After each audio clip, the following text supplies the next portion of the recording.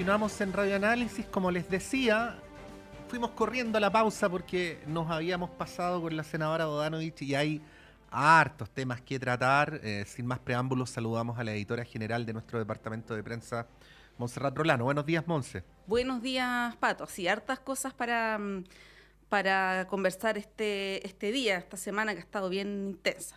Claro, como transitoriamente no compartimos así con Monse contiguamente, nos mandamos los temas por WhatsApp y tenemos un cerro de temas, así que vamos a presentar inmediatamente a nuestros panelistas. En primer lugar, saludar al sociólogo, ex ministro de Estado, Germán Correa. ¿Cómo estás, Germán?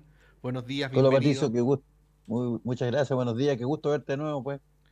Sí, muchas gracias, Germán, y muchas gracias por la preocupación. Ahí Germán me estuvo llamando y escribiendo durante mi licencia, así que aprovecho de darte las gracias públicamente por el gesto, Germán.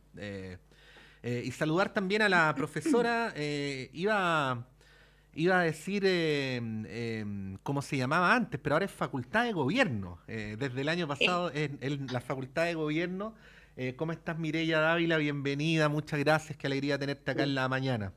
Sí, muchas gracias, bienvenido, o sea, bienvenido, muchas gracias por la invitación y nada, sí, somos facultad, así que un gusto estar hoy día con el exministro, entrevisté en mi tesis doctoral, así que imagínate lo halagada que me siento de estar aquí con él hoy día. Sí, bueno, nosotros nos sentimos halagados de los dos, ¿ah? Para ser ahí justos, de Mireya y de Germán. Hola Monse, ¿qué tal? ¿Cómo estás? Hola, sí, ambos amigos de la casa, son ya parte de Sí, esta familia de la radio.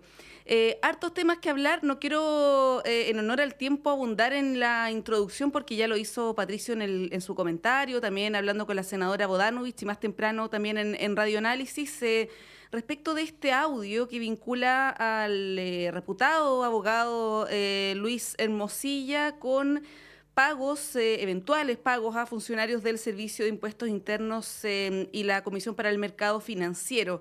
Esto ha tenido una serie de repercusiones que ya las detallábamos más temprano, inicios de investigaciones por oficio por parte de la Fiscalía, del Servicio de Impuestos Internos, la misma Comisión para el Mercado Financiero, declaraciones del Colegio de Abogados. Bueno, escuchamos también a la senadora Bodanovich, que fue dirigente también del Colegio de Abogados y de Abogadas.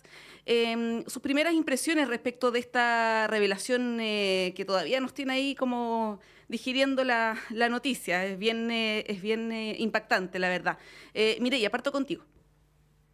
sí, no, yo me tuve que, escuché anoche los audios y volví a leerlos hoy día en un diario, también releerlos y es un impacto, o sea, es como aparte de saber los nombres que salen a y todo, me parece que ya se han pronunciado varios, falta todavía el gobierno, me imagino que en algún momento también va a decir que tiene que investigarse, Habló, supongo que habló ya por ahí Marcela ayer, Mireya. habló. Sí, Ah, Marcel, ¿verdad? Sí, sí, pero no el gobierno, me refiero a sí, comunicaciones y sí. yo separo, no sé por qué a Marcel, pero bueno. Sí, Me parece que más los ministerios políticos, estoy sí, pensando sí. en esa lógica.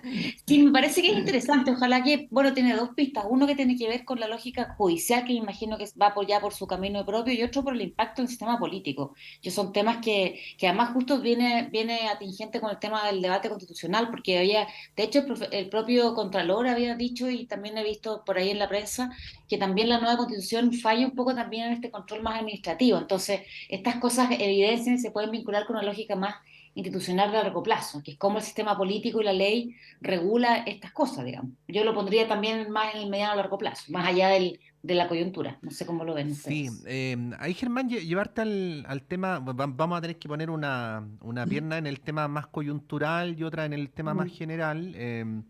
Obviamente esto es solo interpretativo y uno no puede, especialmente cuando tiene un micrófono, hacer ninguna acusación respecto a la cual no Mm. tenga pruebas, pero simplemente si comparten esta idea de que cuando se escuchan los audios de Hermosilla, no parecerían los audios de alguien a quien se le ocurrió esto por primera vez, ni los audios de alguien que tenga miedo a las consecuencias, ¿no? Yo no soy Mm. creyente, pero la Biblia habla de que castiga a quienes no sienten temor por él, ¿no? Y aquí parece que no hay ningún temor a la sanción de la justicia ni de las instituciones. Bueno, preguntarte esto, Germán, a modo hipotético, como una cosa más general, porque yo se lo preguntaba más temprano a la senadora Bodanovich, ¿ah? Puede ser medio panfletario creer que hay justicia para ricos y para pobres, pero hay muchos casos de los últimos años que como que que como que dan elementos como para llegar a esa convicción sin ningún problema y sin ningún forzamiento. ¿Cómo lo ves tú? Mira, bueno, exactamente, yo creo que aquí, yo escuché también los audios, lo leí, digamos, físicamente también la transcripción. eh, Conozco en Mosilla la época de la dictadura en que él era abogado de la Vicaría de la Solidaridad. El salto que ha dado en su vida es impresionante desde ese punto de vista.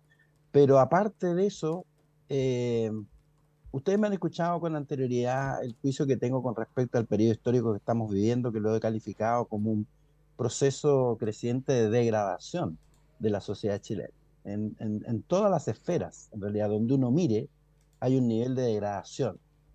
Y eso incluye la degradación ética. Es decir, desde luego la falta de credibilidad en las instituciones, que yo comparto, la falta de credibilidad en el mundo empresarial, que también comparto plenamente, la forma en que proceden. Este es un capitalismo rasca, la verdad. Cuando uno conoce el capitalismo de Estados Unidos, donde son durísimos en las sanciones contra quienes transgreden las normas de funcionamiento de la economía de mercado porque quieren mantener la credibilidad del sistema, que es la única forma, pero aquí no, aquí es a la chilena. Y yo veo esto de Hermosilla como una demostración más de la degradación. Por eso que no hay justicia, además. Porque además la justicia, por lo que uno escucha a él mismo, ¿no es cierto?, está también degradada y se ha dejado corromper. Y las instituciones. Mm. Eso que las instituciones funcionan es una frase que quedó en el pasado. Yo creo que aquí estamos en otra etapa que no se quiere reconocer como sociedad en la medida que nos reconozcamos como sociedad, que la corrupción es generalizada en todas las esferas, en todos los niveles, ¿no? Así como la penetración del narcotráfico. No vamos a actuar conforme a la gravedad que tiene el problema. Entonces, claro, al final pasa lo que tú dices, Patricio, al final no hay justicia, esa es la sensación que tiene la gente y eso quedó claramente estampado en los reclamos del estallido social del 2019, entre tantas otras cosas. Entonces, nada, esto da como un sentido de a mí casi no me impacta, sino que sobre todo me apena, por así decir, por la situación en que veo en muchas esferas a la sociedad chilena, ¿no? Y nada, es una piedra más, digamos, en ese muro extraño que se ha ido construyendo en la sociedad chilena. Sí, ahí, Mireia, ¿cómo lo ves tú desde esa perspectiva, lo que plantea Germán, de que hay una percepción ciudadana de que todo está podrido, ¿no? Que, por decirlo de alguna manera coloquial, son todos narcos, ¿no? Que la constitución, la corrupción está generalizada. ¿Cómo lo ves eso desde el punto de vista de las implicancias también para la sociedad, para un país como el nuestro, donde nos ufanábamos hace algunos años, varios años ya, ¿no? Que no había penetrado este fenómeno de la corrupción como sí ocurre en otros países de la región?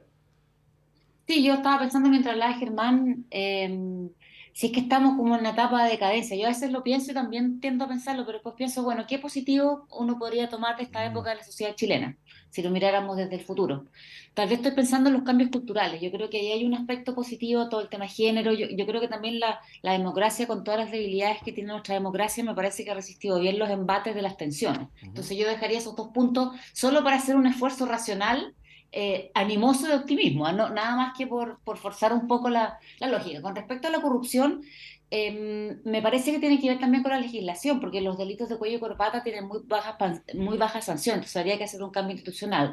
Respecto a la percepción de corrupción, Chile en la lógica comparada no es de los países que tienen una más malos indicadores, así que yo en ese sentido rescataría algo un poquito menos dramático, pero sí creo que el lado positivo sería que estos casos se conozcan y se sancionen. Me parece que eso es bueno. Ahora, corrupción siempre ha habido y siempre la va a haber. El ¿Sí? tema es cuán Ujú. extendida está y cómo se sanciona. Yo lo miraría por ahí. Y con respecto al narcotráfico, sí, yo creo que ese es un fenómeno que ha ido cambiando por el nivel de las bandas y porque, bueno, uno lee en la prensa y en los artículos que está mucho más. Chile ya dejó de ser un corredor, sino que se está instalando y está cambiando también el tema de la droga en Colombia, se está sentando más en nuestros países. Entonces, estamos inmersos en un fenómeno global que me parece que estamos a tiempo de legislar y de cambiar las prácticas del Estado en esos términos. Y sí, la corrupción, por ejemplo, a nivel municipal es clarísima. Y ahí tiene que ver, me voy a ir por el argumento institucionalista de tener instituciones que permitan la prevención y también el castigo. Yo creo que ahí sería clave. El problema es que eso tiene que hacerlo la legislación y no necesariamente el Congreso a veces tiene también dejado de ir en algunos puntos. Así que estamos en una maraña, yo concuerdo con Germán, pero tiendo a pensar que algún día vamos a salir, ¿o no? Ah. Sí, pues Tendríamos que, pues. sí, pues la senadora Bodanovich hacía alusión a un proyecto de ley para hacer más riguroso el control del sistema financiero. Mm, Y creo que también el rol del periodismo alimentar mm. esos debates. De repente hay leyes súper importantes que los medios de comunicación no destacamos y es ahí donde están a veces los meollos de los asuntos, ¿no?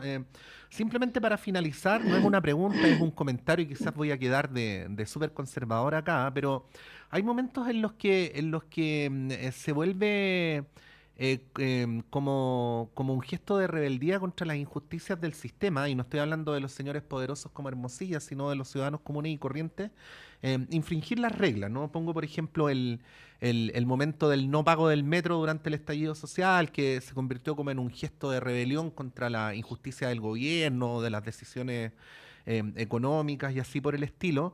Pero el tema del respeto a las reglas, ¿no? Que queda severamente mancillado con hechos como este, produce también el efecto contrario, porque Germán, Mireya, aquí mi mirada, con esto podemos ir cerrando porque tenemos varios temas. El respeto a las reglas supone, entre otras cosas, tener conciencia de que cuando uno pasa su propio metro cuadrado, afecta el metro cuadrado desde del lado, ¿no? Está, por ejemplo, el tema de la evasión del transporte público, que hace mucho tiempo dejó de ser una cuestión que se hace solamente por necesidad, porque es muy caro. Uno ve gente muy modesta en la micro que hace el esfuerzo y que paga su micro, y hay otros que no pagan porque no quieren, ¿no? Entonces también esto de que no respetemos las reglas tiene una deriva súper individualista también, y bueno, me parece importante que pudiéramos hacer votos por recordar que una de las funciones de las reglas es que podamos convivir colectivamente, y por eso es que este tipo de casos hacen tanto daño. No sé si respecto a tienen algún comentario, si no podemos pasar al asunto siguiente.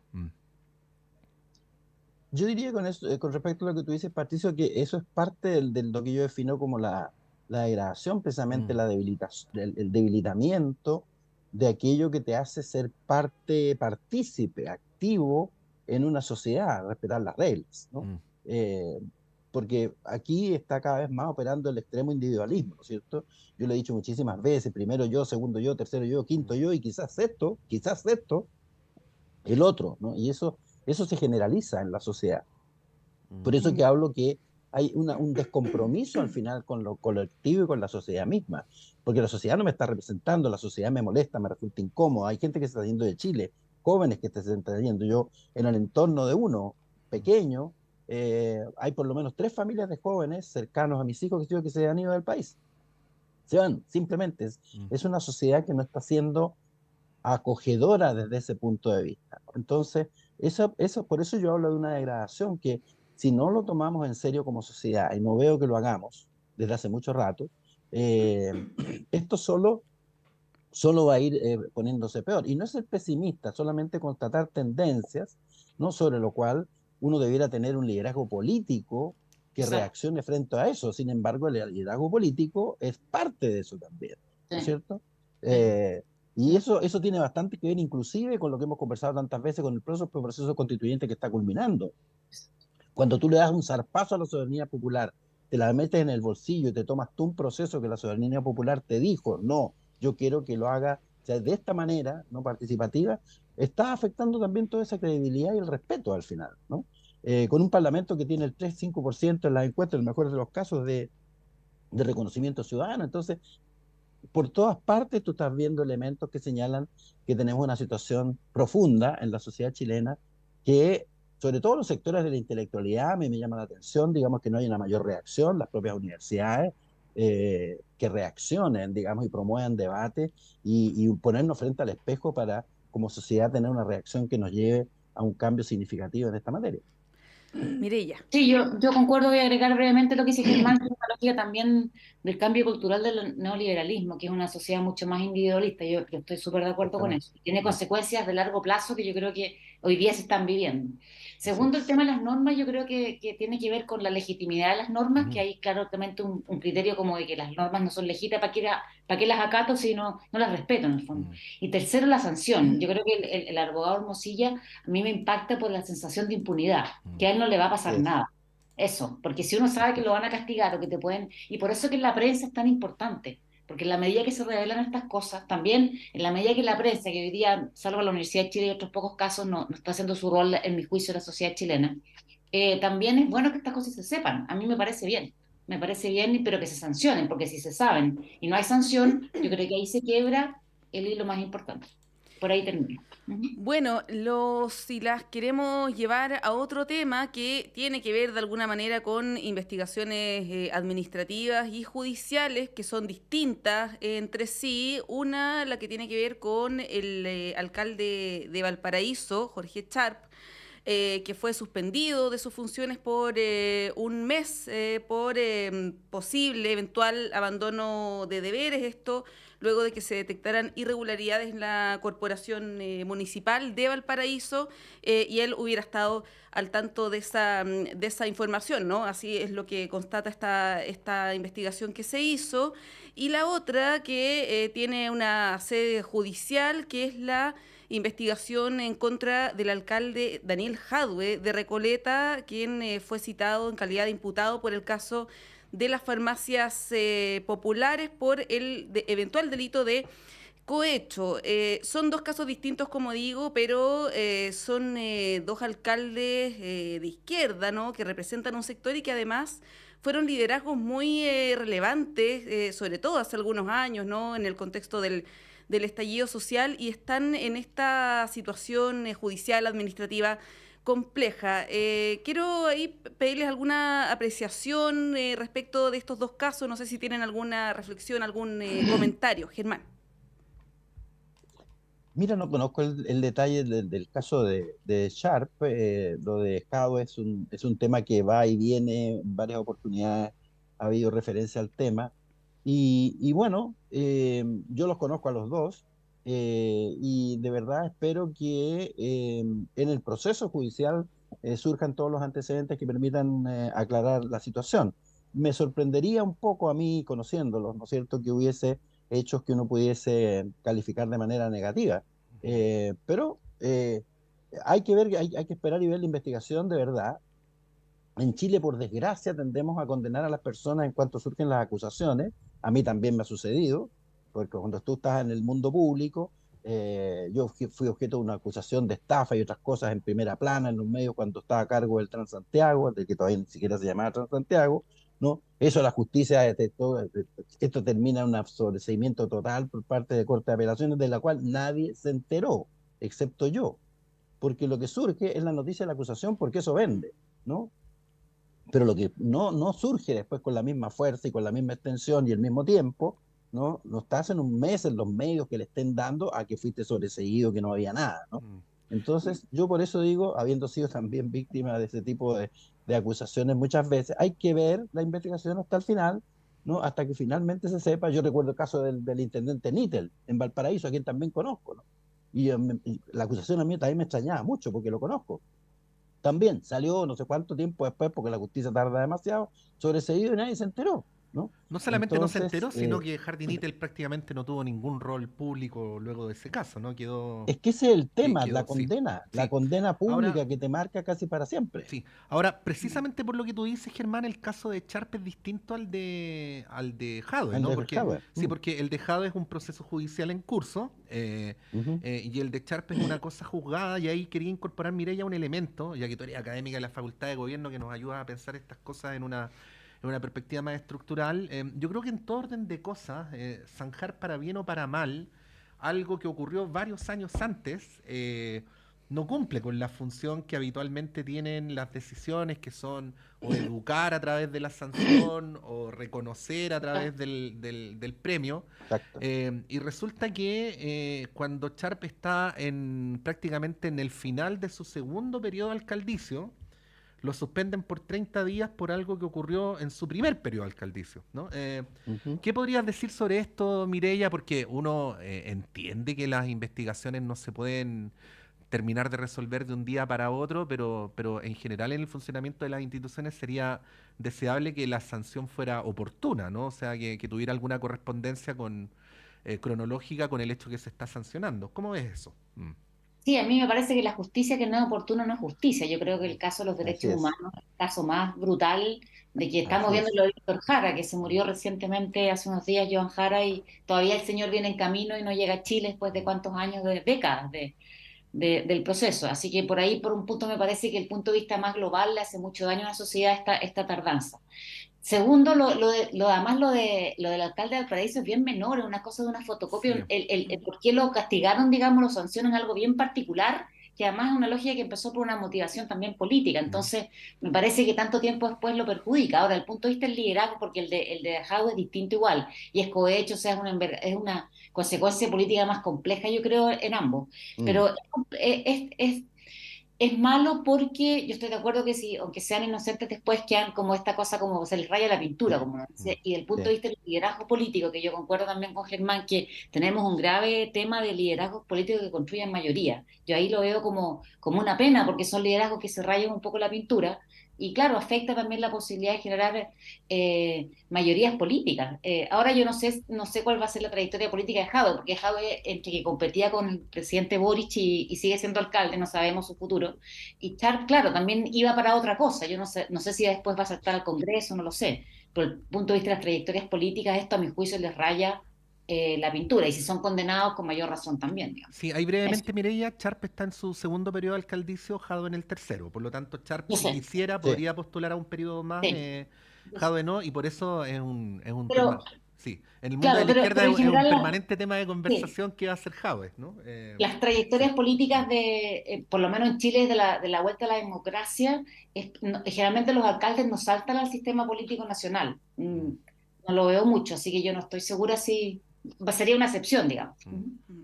Eso. Bueno, queremos hablar con ustedes del proceso constitucional, de las campañas en realidad, del plebiscito, de la situación de seguridad en el país, varios temas, pero a la vuelta de la pausa, porque ya son más de las 9 de la mañana, son las 9:02, tenemos que hacer un breve corte y a la vuelta seguimos hablando de este y de otros temas también.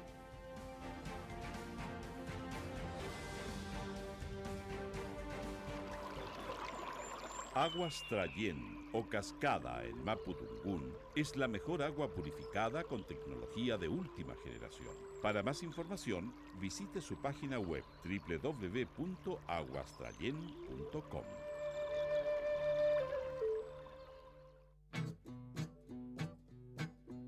Hace 21 años nació Vuelan las Plumas, un programa que propone un viaje por el mundo de la literatura y de la cultura.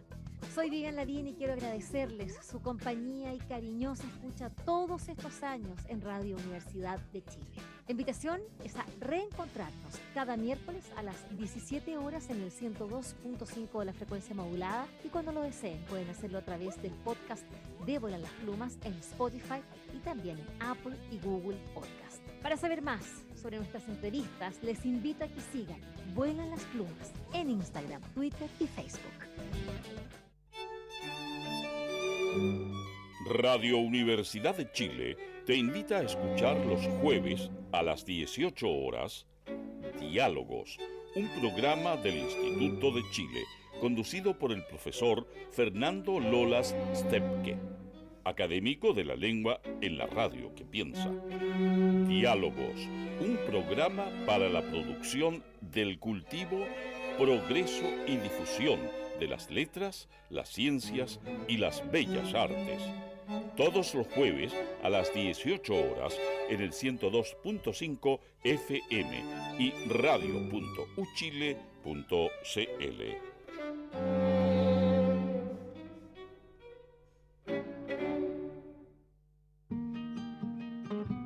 Sala Máster de Radio Universidad de Chile los invita este domingo 19 de noviembre a las 18:30 horas a disfrutar por primera vez en Chile las canciones y el talento de la joven cantante española Valeria Castro.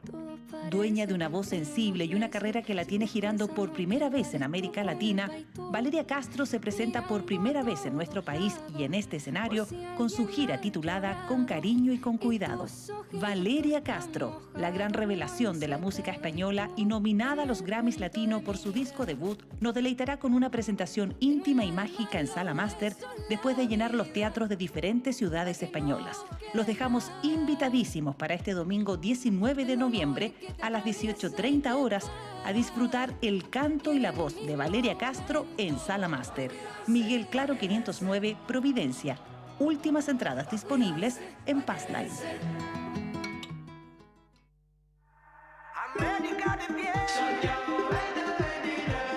¿Lista? ¿Listo para sumergirte en la magia de los Juegos Panamericanos Santiago 2023? Entonces no puedes perderte nuestra cobertura especial en Radio Universidad de Chile. Desde las historias inspiradoras hasta las competiciones más intensas, te llevaremos directamente al corazón de la acción. Acompáñanos a seguir la determinación y excelencia de nuestros deportistas. Sintoniza Radio Universidad de Chile y únete a la celebración del coraje y la habilidad en los Juegos Panamericanos.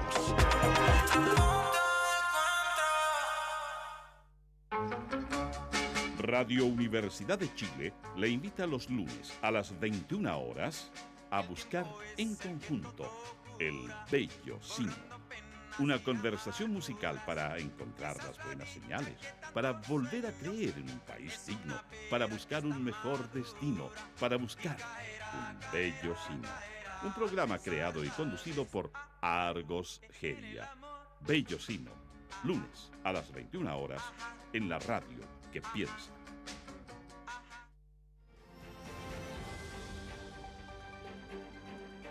El Departamento de Prensa de Radio Universidad de Chile trabaja para mantenerlo informado. Radio Análisis, una transmisión conjunta de las radios que piensan.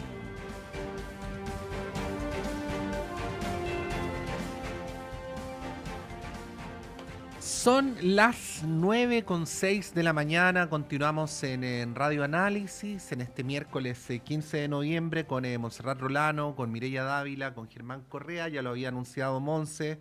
Es el momento para conversar con nuestros invitados panelistas sobre el proceso constituyente y el plebiscito en desarrollo, plebiscito de salida. Y quisiera ponerlos de antemano, con lo cual no lo estoy dando por sentado, sino en un plano meramente hipotético, ¿no? En el escenario de que gane el en contra, habiendo ya un consenso en el sistema político de que al menos desde el punto de vista formal no se va a impulsar un nuevo proceso, ¿no? Entonces ahí la pregunta es, ¿qué se hace? Si se hace algo o no se hace nada, ¿no? Y ahí hay una diferencia de raíz sustancial de interpretación, diría yo, entre los sectores más conservadores y los sectores más progresistas que no se explicita tanto, ¿ah?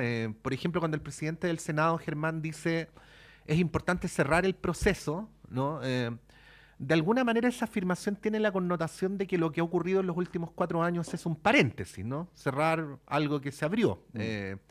Pero bueno, más temprano hablando con la senadora Bodanovich, ella hacía alusión a que había que hacerse cargo, aunque sea por la vía del trámite legislativo, de las causas que habían llevado al estallido, ¿no? Entonces, claro, si es que existen causas para el estallido, hay que hacerse cargo de las causas. Si el estallido fue lumpen, octubrismo, y es un paréntesis que se abrió y que hay que cerrar, entonces probablemente el 18 de diciembre no haya que hacer nada. Estoy planteando un escenario eventual post-domingo, ¿no? Y respecto a cómo el sistema político va a procesar esto, porque bueno, ya tenemos la información de cómo lo procesó después del 4 de septiembre del año pasado. ¿Cómo lo ven? Germán. Sí.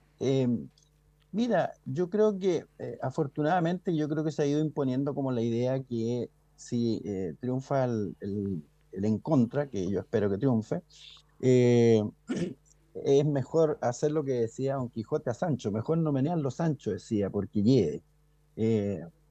Mejor dejar el proceso hasta ahí por esta vez, digamos, porque el proceso de fondo que dio origen finalmente al proceso constitucional sigue presente, porque no se ha resuelto la crisis que yo he llamado tectónica, ¿no es cierto?, de la sociedad chilena que ha producido, lleva todo este proceso de degradación detrás. Eso no está resuelto como sociedad, de tal manera que eso va a seguir estando presente, exista nueva constitución o no, en la medida que no se dé satisfacción a ese tipo de demanda. Con esta nueva constitución que se está proponiendo, menos posibilidades todavía que con la existente existen de dar cuenta de muchos de esos problemas. Todo lo contrario, profundiza algunos de los aspectos estructurales más profundos que ha producido el modelo neoliberal en la sociedad chilena. De tal manera que menos posibilidad todavía hay. La gente le va a llevar un tiempo a descubrir eso, porque obviamente la gente desde luego no lee toda la Constitución, y si la lee no sabemos si el 65% de los que la leen lo entiende, como fenómeno que sabemos que existe en la sociedad chilena, y finalmente esto no se transmite de inmediato a la realidad cotidiana. La gente no ve necesariamente el vínculo entre la norma constitucional y lo que le está pasando a ella. Entonces, va a llevar un tiempo seguramente hasta que la gente empiece a percibir nuevamente que las cosas no están como debe ser. Pero además la Constitución no resuelve los problemas inmediatos que tiene la gente, ¿no? Te abre posibilidades de un tipo de soluciones, de opciones de política pública diferente.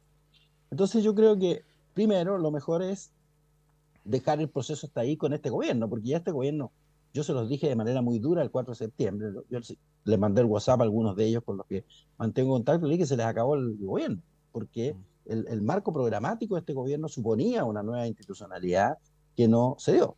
Y por lo tanto, en este caso, para el gobierno mismo, es mucho mejor tratar de sacar todo lo que pueda adelante con un Congreso que no le es favorable, y además en una situación política que tampoco lo es mucho. Entonces, yo diría que tratar de hacer lo mejor posible por vincularse con los problemas de la gente en todo lo que se pueda, con la institucionalidad que tenemos, porque sí se pueden hacer muchas cosas. A pesar de ciertas limitaciones, obviamente, constitucionales, se pueden hacer muchas cosas, me consta. Hay mucho de voluntad política detrás de ello, mucho de imaginación, innovación, voluntad política, jugársela realmente las cosas. Uno puede hacer mucho más de lo que se hace. Esa es mi experiencia política y habiendo estado en el gobierno. De tal manera que si hay esa convicción, se puede avanzar en algunas materias que a la gente le preocupan mucho. Y segundo, el proceso constitucional que va más al fondo, debiera ir de los problemas de la convivencia nacional, debe dejarse para otra etapa cuando las condiciones sociales permitan, ¿no?, ir mucho más en serio al fondo de los problemas del país en esta materia. Así que yo diría que es bueno por lo menos que se vaya sentando la idea, aunque por las razones, a mi juicio, un poco equivocada en algunos casos cuando uno escucha a la gente, pero que la idea de que dejemos el proceso, en este momento hasta aquí, el proceso constituyente, porque lo que es el proceso social, las crisis profundas que tiene nuestra sociedad, va a llevar más tiempo y seguramente otra forma política de asumirla con los nuevos liderazgos que ojalá vayan surgiendo. Sí, ahora Mireya, después del fracaso del proceso anterior y el posible eventual fracaso de este, uno se pregunta, que le hacía esta pregunta, Pato, a la senadora Bodanovich, ¿qué es lo que quiere la ciudadanía o el pueblo de Chile, como lo queramos llamar, y cómo se responde a esas demandas? Si es que la vía constitucional es la herramienta más efectiva también para hacerse cargo de esas demandas que son históricas, no solamente tienen que ver con lo que ocurrió hace 4 años, ¿no? Eso por un lado te lo dejo como pregunta, y una segunda que se vincula de alguna manera con lo primero. A propósito del proceso anterior, han surgido varias voces de la centroizquierda, del mundo progresista, que han dicho que se arrepienten de haber votado a favor, votado por el apruebo. Estoy hablando de personas como Gabriel Osorio, Marco Antonio Núñez, el diputado de Rementería, ¿no? Raúl Soto, gente ligada al PPD, al Partido Socialista, no estoy hablando de la democracia cristiana, ¿no?, que llaman la atención que a esta altura se haga ese mea culpa. Ahora, también hay una cierta coherencia, porque si se está criticando que este texto es programático, maximalista, en fin, son las características que tenía el anterior, por lo tanto hay una cierta línea, ¿no? Pero ¿cómo lo ves en esos dos ámbitos que te propongo? Sí, es difícil de interpretar a la ciudadanía, sobre todo porque hoy día no hay un solo paradigma o paradigmas ideológicos gruesos, así que más bien la lógica sería interpretar la diversidad de la ciudadanía. Ahora, yo creo que la ciudadanía, si uno mira las encuestas, que yo hoy día las cuestiono cada día vez más, lo que pensábamos en 2019 no es lo que pensamos hoy día. Yo creo que la demanda por una mayor hiciera una cosa y hoy día la demanda va más por mayor seguridad, por eso conecto también con la derecha más conservadora. Así que yo más bien diría reglas claras, yo tiendo a pensar en eso. Ahora, con respecto al tema de la capacidad del sistema político de interpretar a la ciudadanía, yo creo que ahí no estamos muy bien. Yo más bien creo que hay ahí sí que estoy de acuerdo con Germán, que estamos en una crisis profunda de capacidad de representar intereses de manera agregada, y ahí lo conecto con el liderazgo, con los partidos políticos, con la incapacidad sobre todo de la izquierda, porque la derecha defiende el statu quo, entonces es más fácil. En cambio, la izquierda me parece que está en una crisis que no es solamente nacional. Yo creo que la izquierda, más allá de la socialdemocracia, las fuerzas de izquierda con las caídas de las grandes paradigmas del siglo XX, todavía no se reconstruye hacia una lógica que pueda generar mayoría. Yo no convive bien con este postcapitalismo, a mi juicio. ¿Y qué es lo que qué es lo que debería pasar si gana el rechazo? Que yo creo que, yo también espero que gane. Yo creo que son distintos para el mundo la derecha y la izquierda. Para la derecha son tratar de consolidar a Cast o Evelyn Matei y ganar las elecciones municipales y las presidenciales. Y para la centroizquierda tratar de terminar de gobernar, que yo creo que está difícil por un conjunto de déficits que no tienen que ver solo con la gestión. Yo concuerdo que la voluntad política es esa palabra mágica que es clave y que es necesario mover. Yo creo que tiene que ver también con el problema comunicacional, con el propio liderazgo del presidente por el cual yo voté, así que no lo critico desde del afecto. Y ahora, con respecto al arrepentirse, no sé, en política, no sé, es tan difícil, ¿cómo que tú te arrepientes ahora? Espera que gane el rechazo de la prueba, me parece que es no sé, bueno, sin comentarios, lo encuentro raro. Sí. Y trabaja porque hay una mayoría, y yo me concentraría en la gente que está arrepentida hoy día en generar mayorías para cambiar la constitución en el Congreso, porque hoy día como bajó el quórum de la antigua, de repente podrían darse pequeñas batallas políticas por cambiar algunos puntos puntuales de la constitución que va a primar, que es la del Lago o la del 80. Tal vez ponerse de acuerdo y ser estratégicos, cosa que yo no veo en la centroizquierda, estrategia política, para generar cambios en algunas cosas puntuales, poner un orden de cambio mientras llegue el nuevo momento, como dice Germán, de un nuevo cambio constitucional que yo creo que espero no sea en el corto plazo, porque está muy tenido. Y lo que sí yo llamaría es que los abogados, gente que está, que traduzcan la Constitución, porque por mucho que uno la lea, tiene técnicas jurídicas que explican cosas que uno a veces no sabe. Entonces yo creo que debería haber un esfuerzo pedagógico urgente en transmitir la Constitución, el proyecto, en cosas que uno entienda. Y hablo para todos los chilenos y chilenas, no solamente para la gente común, entre comillas, para todos, digamos. Porque Sí, está difícil verla, está muy difícil. sí, muy breve, a propósito de lo que decías, Mireya. Habiendo sido el plebiscito anterior una paliza de tal envergadura, al menos en términos literales, no se entiende que 4 o 5 dirigentes digan que se debió haber votado de otra manera, porque eso igual no hubiera cambiado nada. Yo sé que esto va a sonar medio insolente, pero quiero tratar de ser respetuoso, ¿no? Aunque todo el electorado del PPD hubiera votado en contra, no hubiera cambiado nada, ¿no? O sea, es como... y bueno, uno debería suponer que en política todavía se vota por el mérito de las propuestas y por convicciones y no solo por cálculo. Entonces, salir con esto un año después es un poco raro, pero por lo menos da para el análisis. Sí, Me parece que estratégicamente es inoficioso, sí, además, que gana uno con saber lo que ellos, el arrepentimiento personal, si esto es política, no es una sí, familia, es como, Obvio.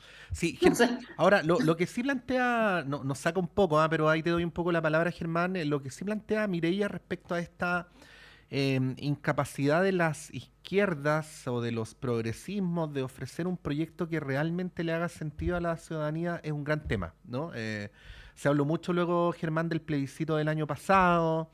Hay demandas, yo nunca voy a usar la palabra identitario en un sentido descalificatorio, sino en un sentido meramente descriptivo, ¿no? Hay demandas identitarias que son muy sentidas para las personas que están más comprometidas políticamente, pero que en el mundo popular dicen poco o nada.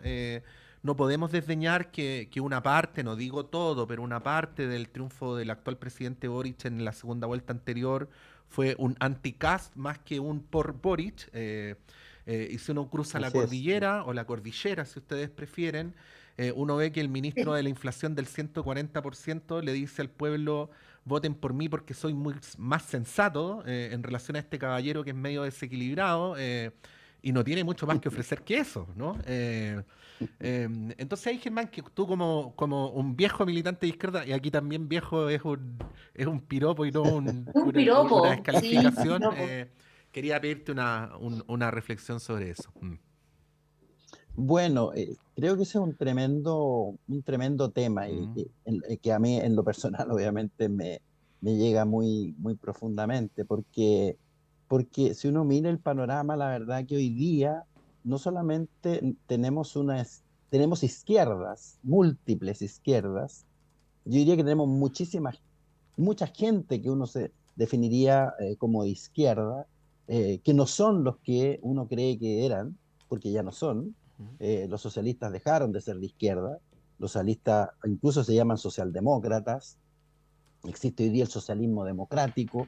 Para mí, desde que nacía el socialismo en los años 60, el socialismo siempre fue la máxima expresión de la democracia, no hay necesidad de ponerse apellido, ¿no? Porque se suponía que no era para gobernar, digamos, con el pueblo.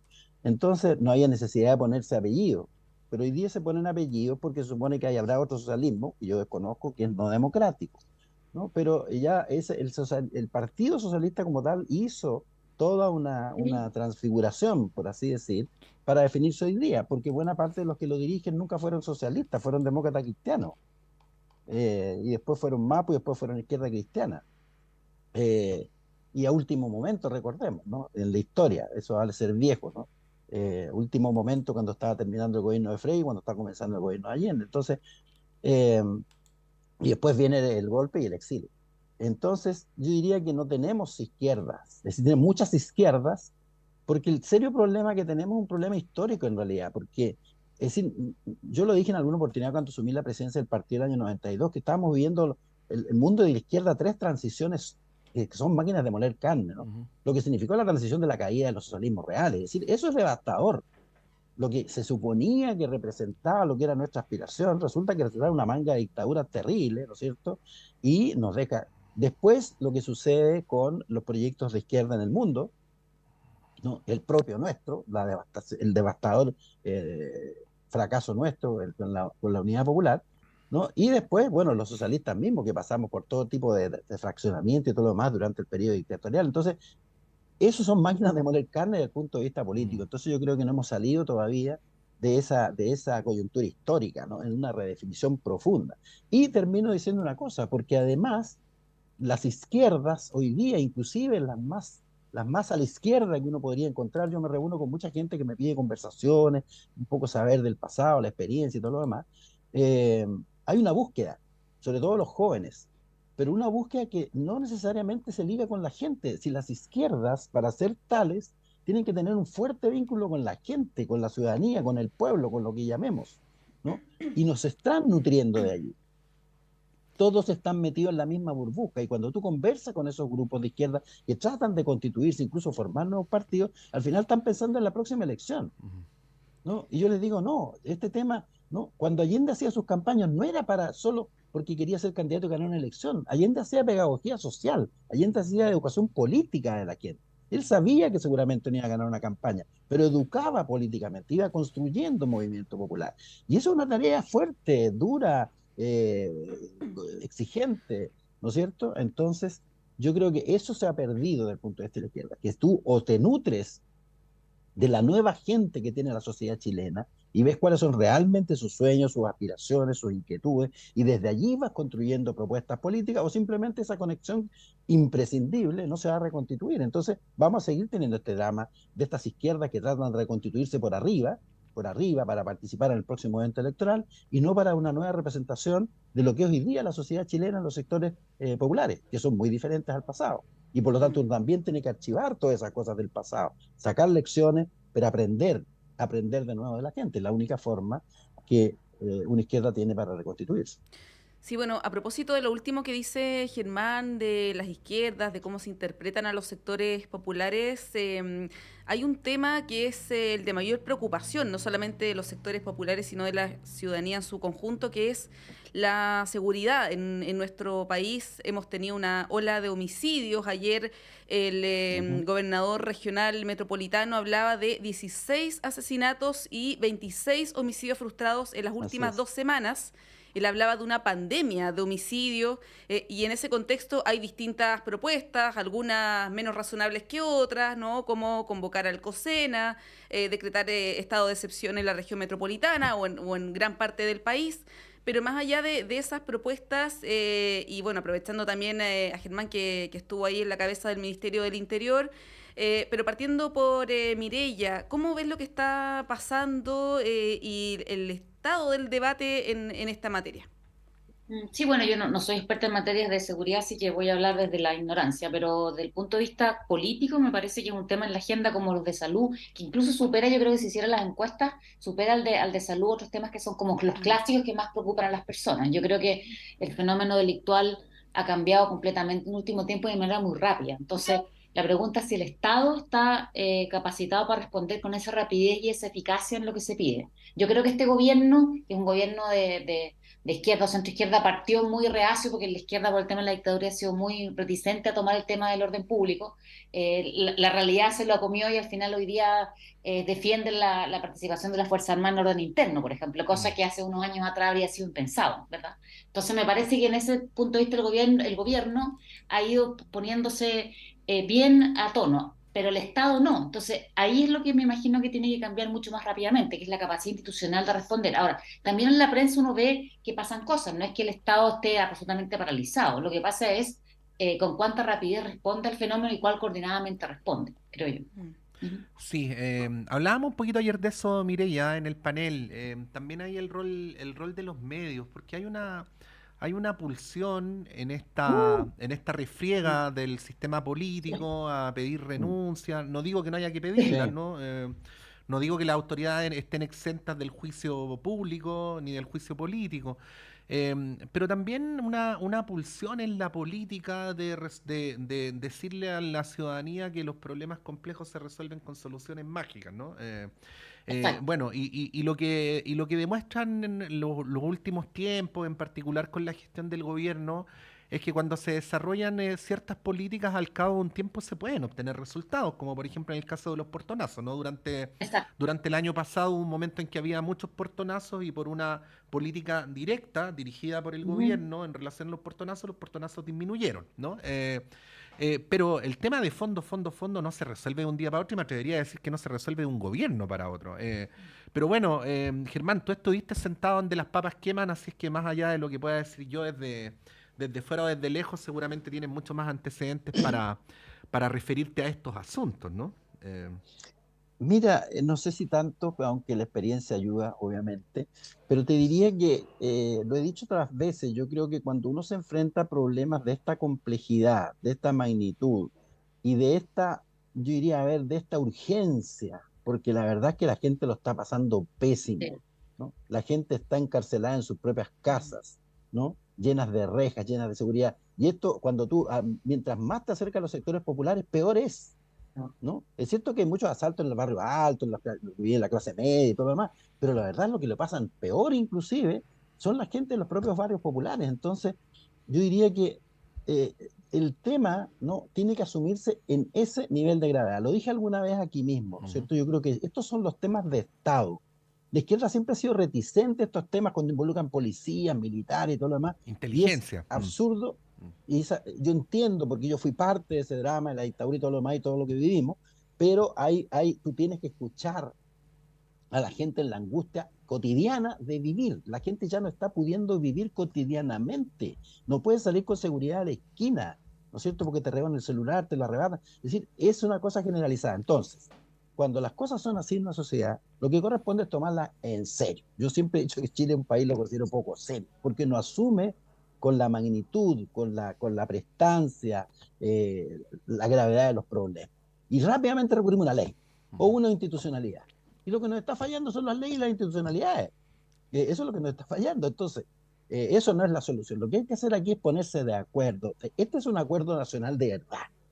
Yo sentaría a todos y todos los actores políticos, sociales, empresariales importantes de este país a una mesa, decir, esto lo vamos a hacer y lo vamos a hacer en serio.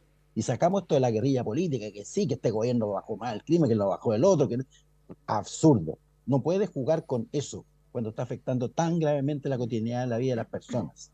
Y hacerlo en serio, una política técnicamente fundada, porque aquí cualquiera tiene ideas fantásticas sobre la seguridad pública, pero hay montones de conocimiento acumulado en el mundo al respecto. Estos son problemas complejos, de mucha complejidad como tales y que además ha cambiado, como decía Mireya, sustancialmente. Tenemos que conocer eso, es decir, rodearnos de gente.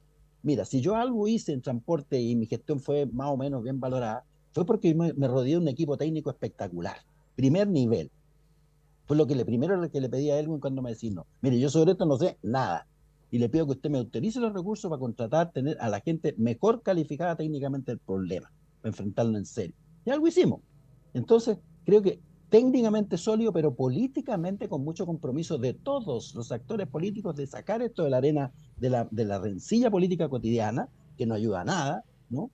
Y llevarlo a una política de Estado en serio. Un poco lo que tú dijiste con los portonazos, que algo se avanzó en esa dirección. Sí, no, Germán, Y tomar las medidas y llevarlas a cabo completamente, desde la A hasta la Z, Germán, de un gobierno a otro, independientemente de quién gana. Y muy breve, Monse. A veces a los que menos se consulta en estos asuntos es a los expertos. O sea, Mireya, tú que eres académica en la Facultad de Gobierno, ahí en la misma Facultad de Gobierno tenemos una cantidad súper importante de expertos, unos casi nunca los ve en la tele. Al final es una discusión entre políticos a los que a veces les falta sustento técnico.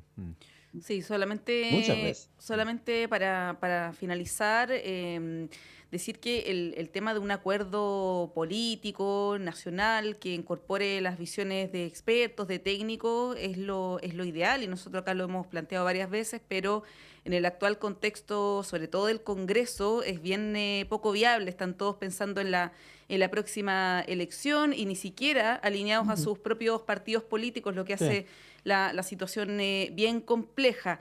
Pero bueno, vamos a estar muy atentos a este tema y a todos los que hemos conversado durante este panel. Agradecer, como siempre, Germán Correa, muchas gracias por estar con nosotros. La próxima vez te esperamos acá en el estudio. ¿Sí? Así lo haré. Y Mireya Dávila, que la prestamos para Política en Vivo, pero digamos que pertenece a nuestro espacio matutino. Ahí tenemos una